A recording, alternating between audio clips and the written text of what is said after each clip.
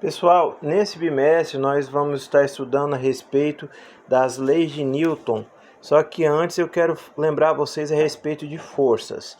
Então, força, quando a gente fala de força, a gente lembra de quê? Empurrar, puxar, apertar, tudo está relacionado com força.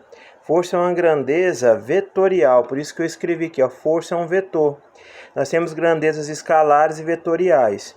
Quando eu falo assim, o feijão pesa, tem 2 quilos, eu estou falando a sua grandeza escalar, porque quilo não tem nada além de intensidade.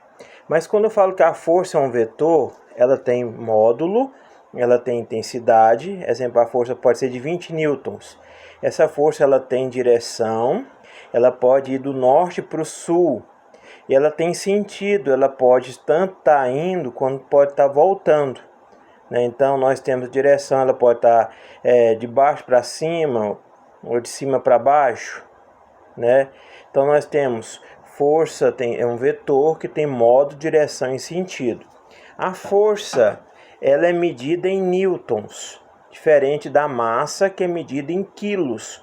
Tem gente que mistura, quando sobe na balança aparece lá os quilogramas, é a massa. A força, né, medida em newtons. No caso, a força-peso que eu citei. O aparelho que mede essa força é chamado de dinanômetro. Então, dinanômetro é o aparelho usado para medir força. Aí nós temos tipos de força. As forças mais comuns que nós temos é a força normal. Aqui eu coloquei um bloco em cima de uma mesa. Então, a força que o bloco aplica para baixo é o peso. A força oposta que a mesa aplica no bloco a gente chama de normal. Se eu empurrar esse bloco em cima da mesa, a força contrária ao empurrão, no que acontece na mesa, é o atrito. É a mesma força que acontece no chão.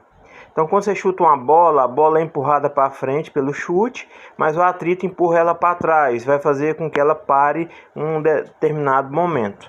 Nós temos a força elástica, que acontece nas molas, nos elásticos. Nós temos a força de tração, acontece quando tem 2 objetos ligados por uma corda, por um fio ou por uma corrente. Se não houver essa corda, não existe tração. Aí nós temos outros tipos de força. Nós temos a força de resistência do ar, né, que acontece quando, por exemplo, quando a pessoa pula de paraquedas, existe o ar que a sustenta. Então é a força de resistência do ar. Nós temos força resultante, que é a somatória de todas as forças que atuam num corpo. Nós temos a força elétrica, que é a força produzida, pelas cargas elétricas que existem no átomo. Nós temos as forças magnéticas, que é produzida pelas propriedades magnéticas da matéria. É diferente da força elétrica.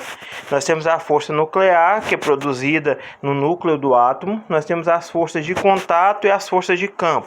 As forças de contato, o nome já diz, tem que haver contato. Por exemplo, quando uma pessoa tromba com outra no campo de futebol, é uma força de contato. Já a força de campo, não precisa haver contato. Por exemplo, a força magnética é uma força de campo. Um ímã consegue atrair um objeto metálico sem precisar tocar nele. Nós temos a força gravitacional, que é a gravidade da Terra. Por exemplo, é a força que atua lá no peso. Então nós temos vários tipos de força.